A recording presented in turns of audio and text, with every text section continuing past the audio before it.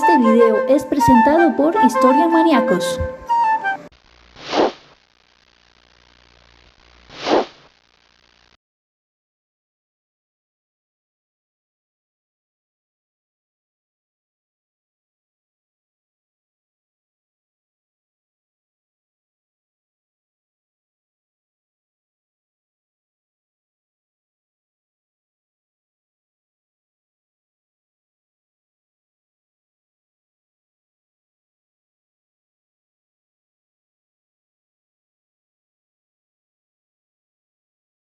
Cuando hablamos de los asirios nos dirigimos inmediatamente a su reputación de despiadados, y no por nada, ellos realmente lo eran.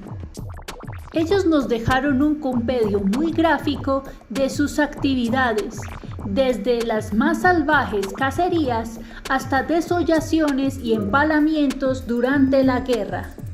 Relato propio de Drácula de Bram Stoker. Sin embargo, aunque la guerra era una actividad importante para los asirios, hablar de Asiria también es hablar de la mayor porción del territorio de la Mesopotamia antigua, de una fuerte actividad comercial que conectaba a las regiones y las mantenía en constante desarrollo tecnológico y de un auge literario. Existieron tres etapas en la historia de Asiria: el Antiguo Reino, el Imperio Medio y el Imperio Neo-Asirio. Comenzaremos este video con el Antiguo Reino. Los expertos sugieren que Subartu puede haber sido el primer nombre de la Siria. Al menos este era el nombre que le darían los sumerios. Ubicado a lo largo del río Tigris hasta la Alta Mesopotamia, aunque algunas otras teorías los ubican a veces un poco más al norte, al oeste o al este, en la zona fluvial de los ríos Tigris y Éufrates. Asur fue su más icónica ciudad en el Imperio Antiguo. Los sumerios construyeron Asur en el 2650 a.C. Entre el año 2500 a.C. y 2400 a.C., los reyes asirios eran jefes ganaderos. El primer rey asirio se cree que fue Tudilla. Según los escritos que datan del 2450 a.C., se desplazaba en tiendas, por lo que se cree que en este entonces el pueblo era nómada. La tierra asiria en su conjunto consistía por entonces de una serie de ciudades-estados y pequeños reinos de habla semítica, algunos de los cuales eran inicialmente independientes de Asiria.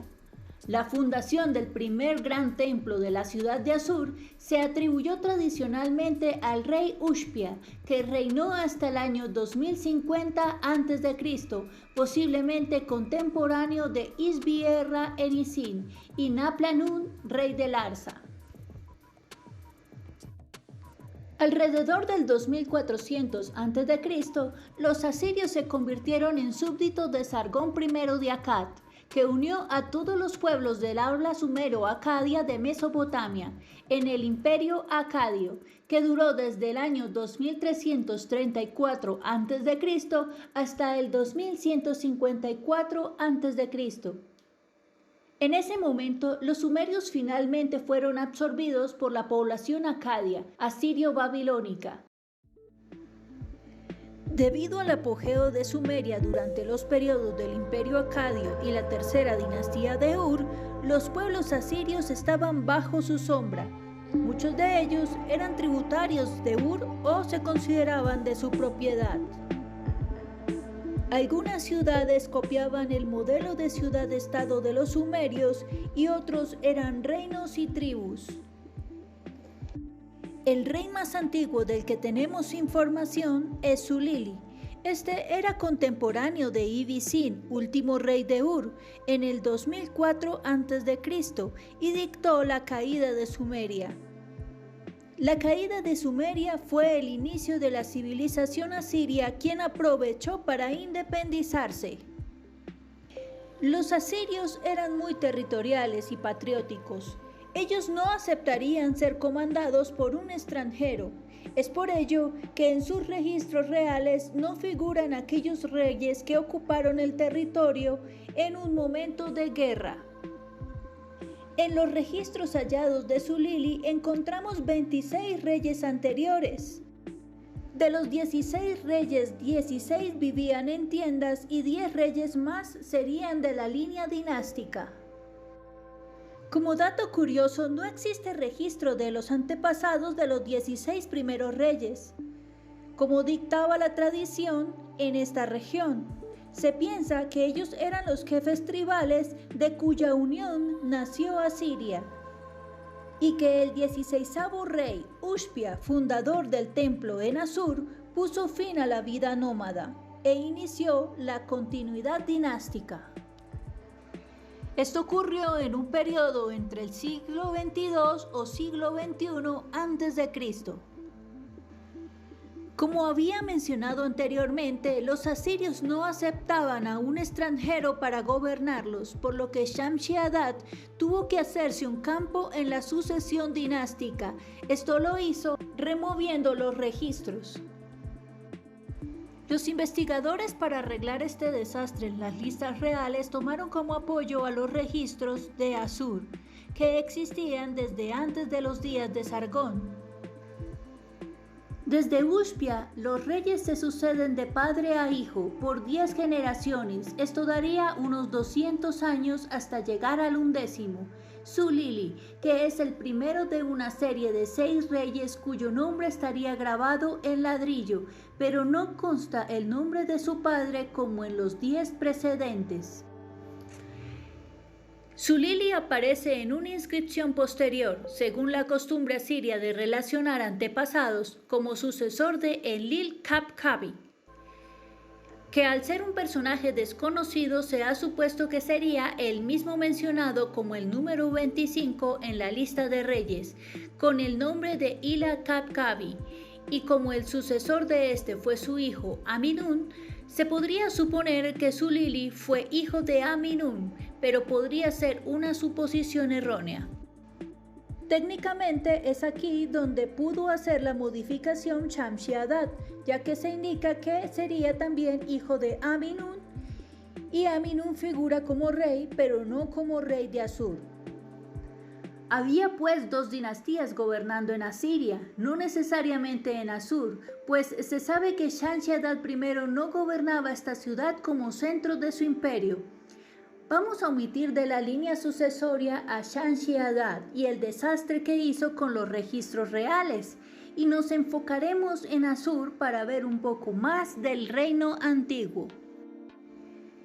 El hecho de que su sucesor, Kikia, hubiera construido la muralla de Asur se interpreta como que Zulily fue el último soberano que fue dependiente de la dinastía tercera de Ur, al menos en buena parte de su reinado, y como su sucesor marcó la independencia con la construcción de la muralla.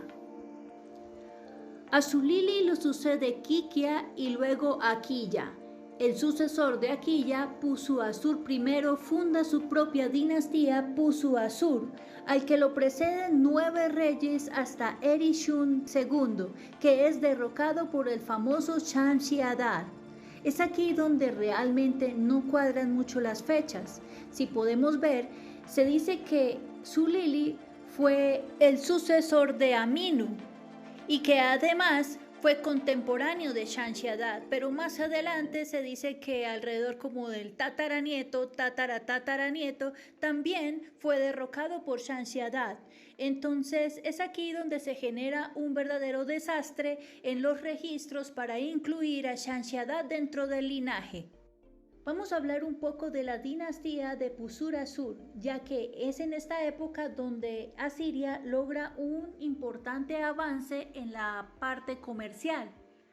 Uno de los sucesores más conocidos de la dinastía Pusur-Asur fue Ilu-Suma, inscrito como Digir-Sumay I desde 1945 a.C. hasta 1906 a.C., hijo y sucesor de Shalin Ahum. Es conocido por sus inscripciones existente en varias copias donde dice haber lavado el cobre y establecido la libertad para los acadios en ciudades-estado sumerias de Ur, Nippur y Der. Para entender un poco esto, vamos a explicar la importancia que tenía Asur en la zona.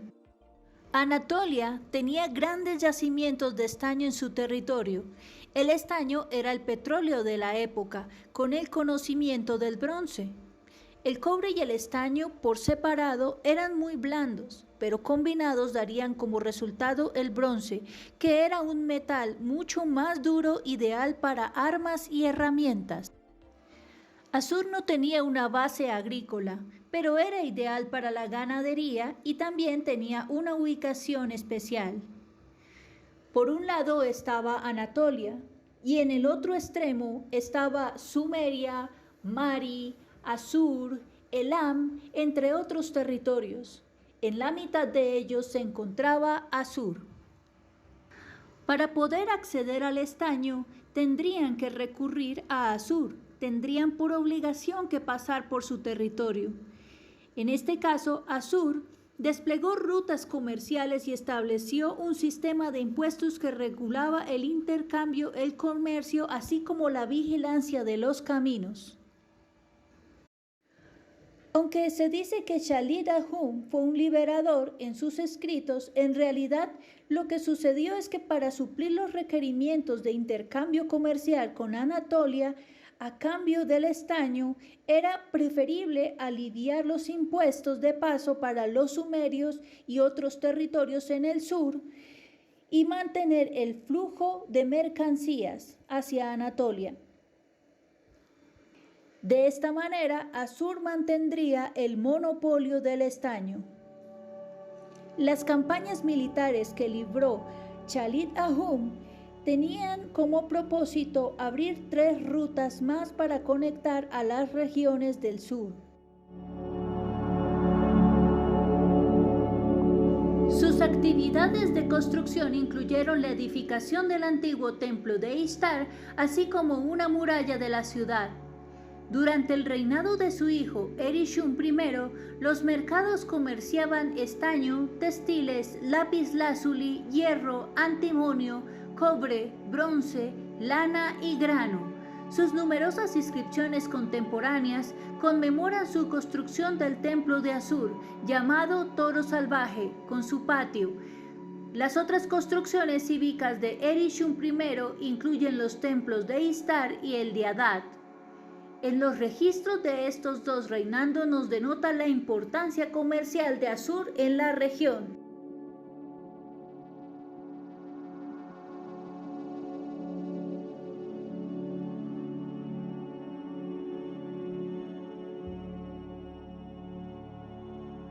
Shamshi-Adad I consiguió acceder al poder de Asiria, derrocando a la dinastía autóctona que había fundado Puzur-Asur I. El nuevo soberano intentó legitimar su linaje insertándolo en la lista de los verdaderos monarcas asirios. Si Zulili accedió a Aminu, tuvo que ser contemporáneo de Shamshi-Adad, gobernante de Calatún, y esto daría una datación de su reino del 1900 a 1800 a.C.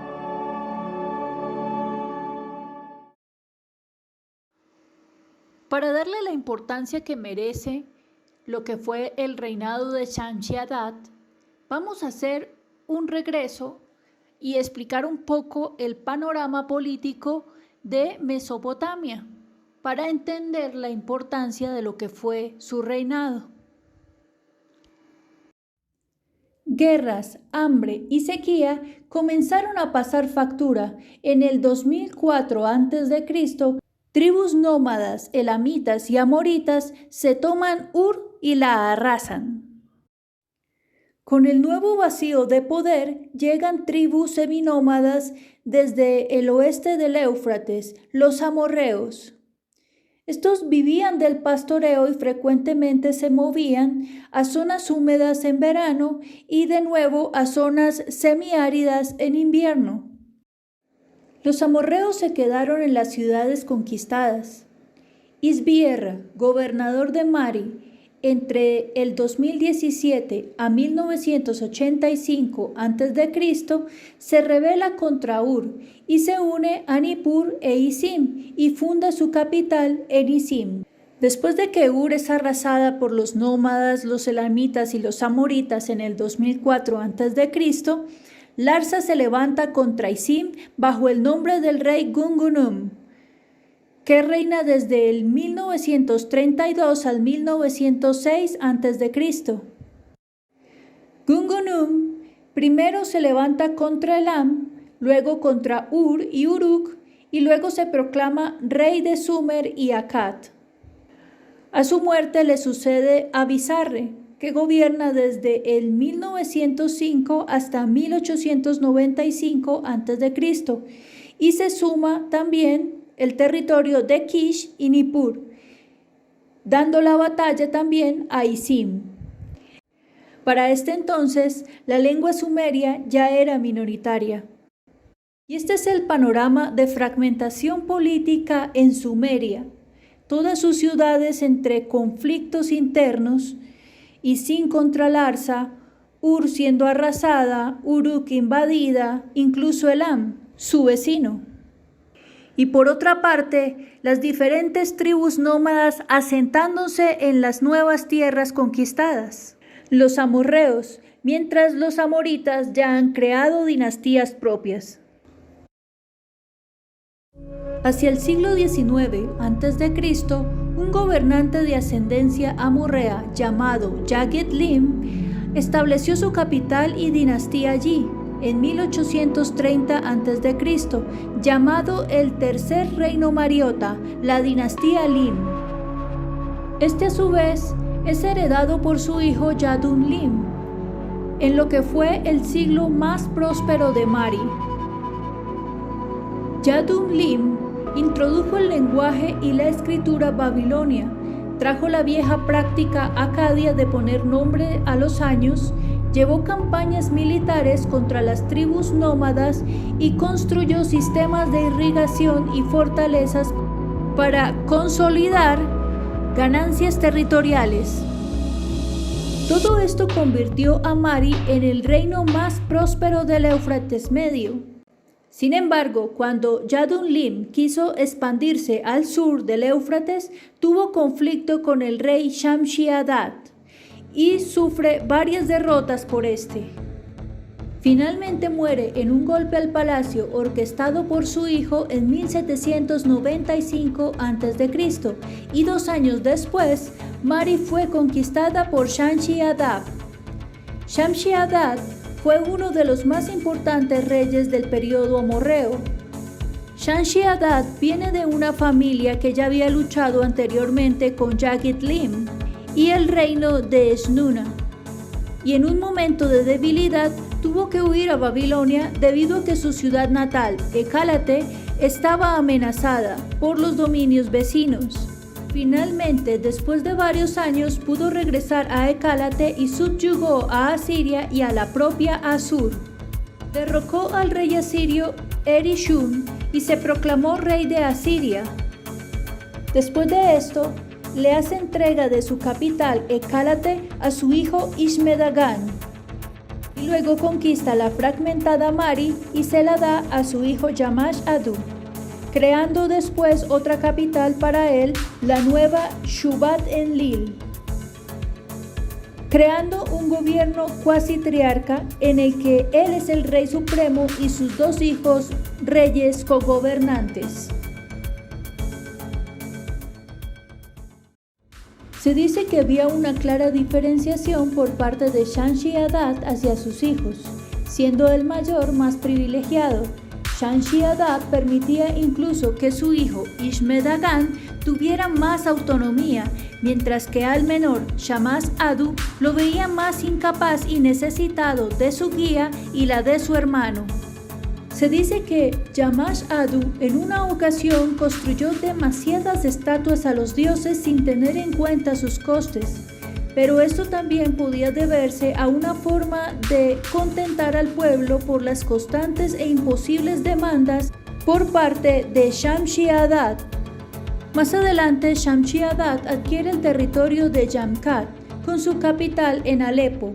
Sintiéndose amenazado por su nuevo vecino, Katna forja una alianza matrimonial. Mientras tanto, en 1793 a.C. llega al poder Hammurabi, el sexto rey de la dinastía amorita de Babilonia. Pese a la prosperidad de su imperio, con las invasiones de los nómadas turuquenos de los Montes Sagros, varios territorios se rebelaron. El aliado de Shamshi-Adad en Esnuna, un punto que era muy importante pues es la que conectaba directamente con Sumeria, muere y es reemplazado por un monarca hostil. Por último, Yamkat contraataca y Shamshi-Adad se ve obligado a delegar más funciones en sus hijos. En el año 1776 a.C., Shamshi-Adad muere. Seguido de esto, Mari es derrocada y su hijo Shamash-Adad es reemplazado por un nuevo pretendiente de la antigua dinastía Lim, Simri-Lim. Por otro lado, Ishme-Dagan solo logra controlar una parte reducida de Asiria, Assur, Ekálate y las inmediaciones. Los continuos conflictos con Simri-Lim se agravarían e impedirían las rutas comerciales con Sumeria. Esta victoria terminó el periodo de guerra en la región y prepararía al nuevo pretendiente del poder en Mesopotamia, Hammurabi de Babilonia. A principios del siglo XVIII, el norte de Mesopotamia empezó a sufrir los ataques de los hurritas, un pueblo que contaba con una nueva arma de guerra, el caballo. Este animal era completamente desconocido en el mundo civilizado, pero hacía ya tiempo que los indoeuropeos lo usaban como alimento. Ahora los hurritas, aunque no eran indoeuropeos, habían resuelto los problemas técnicos que impedían usarlo como animal de tiro. Diseñaron nuevos arneses, así como nuevos carros con ruedas más ligeros y maniobrables, consistentes en apenas una plataforma para el auriga. Incluso las ruedas fueron perfeccionadas, pues las nuevas eran anulares con radios en lugar de macizas. Con los carros, las incursiones nómadas multiplicaron su eficiencia. Podían desplazarse mucho más rápidamente que un ejército de infantería que a lo sumo contaba con pesados carros tirados por asnos para transportar la carga pesada. Podían elegir los lugares más desprotegidos, atacar y huir con el botín antes de que llegaran las defensas. No obstante, en un primer momento estos pueblos carecían de la organización y la amplitud de miras necesarias para hacer algo más que una molestia. Por el momento, el rey asirio Shamshi-Adad seguía fortaleciendo su imperio y sirvió de pantalla contra los ataques hurritas, pero la llegada de una invasión seria era solo cuestión de tiempo. Después del declive asirio y derrotada Esnuna, hacia el 1754, Assur se hizo tributaria de Babilonia. Su rey conservó el trono, con lo que la dinastía fundada por Shamshi-Adad I no se vio interrumpida. El efímero imperio babilónico rápidamente comenzó a desmoronarse tras la muerte de Hammurabi, y Babilonia perdió el control sobre Asiria durante el reinado del sucesor de Hammurabi, Samsu-Iluna, quien gobernó del 1750 a 1712 a.C. Un periodo de guerra civil se produjo después de que Asinum, un nieto de Shamshi-Adad I y el último rey amorreo de Asiria, fue depuesto en aproximadamente en 1732 a.C. por un poderoso regente asirio nativo llamado Puzur-Sin. No importaba qué tan legendario o poderoso haya sido un rey, el pueblo asirio no aceptaría a un rey extranjero, y para Puzur-Sin, Asinum era un rey extranjero, un antiguo lacayo de Babilonia por consecuencia. Un rey nativo llamado Ashur-Dugul se hizo con el trono en 1732 a.C., probablemente con la ayuda de Puzur-Sin. Sin embargo, no pudo mantener el control por mucho tiempo y pronto fue depuesto por un demandante rival, Ashur-apla-iddin. La inestabilidad interna se produjo con otros 4 reyes, todos reinando en rápida sucesión durante un periodo de aproximadamente 6 años entre 1732 y 1727 a.C. Babilonia parece haber sido demasiado impotente para intervenir o aprovechar esta situación. Finalmente, un rey llamado Adasi reinó desde 1718 hasta 1699 a.C. Pasó a primer plano en 1726 a.C. y logró sofocar los disturbios civiles y estabilizar la situación en Asiria. Adasi expulsó por completo a los babilonios y amorreos de la esfera de influencia asiria durante su reinado, y el poder babilónico comenzó a decaer rápidamente en Mesopotamia como un todo. Perdiendo también el extremo sur de Mesopotamia, un área que corresponde aproximadamente al antiguo Sumer, aunque los amorreos mantendrían el control de una Babilonia muy reducida y débil hasta 1595 a.C., cuando fueron derrocados por los casitas, un pueblo de los montes sacros que hablaba un idioma aislado y no eran semitas ni indoeuropeos. Poco se sabe de los reyes posteriores a Adasi. Al parecer, esta dinastía gobernó sobre una Siria relativamente pacífica, segura y estable, que existía sin ser perturbada por sus vecinos como los atianos, los hititas, curritas, amorreos, babilonios, elamitas y mitani. Tuvo 14 reyes después y duró hasta el 1430 a.C. El surgimiento del Mitanni en el 1500 a.C.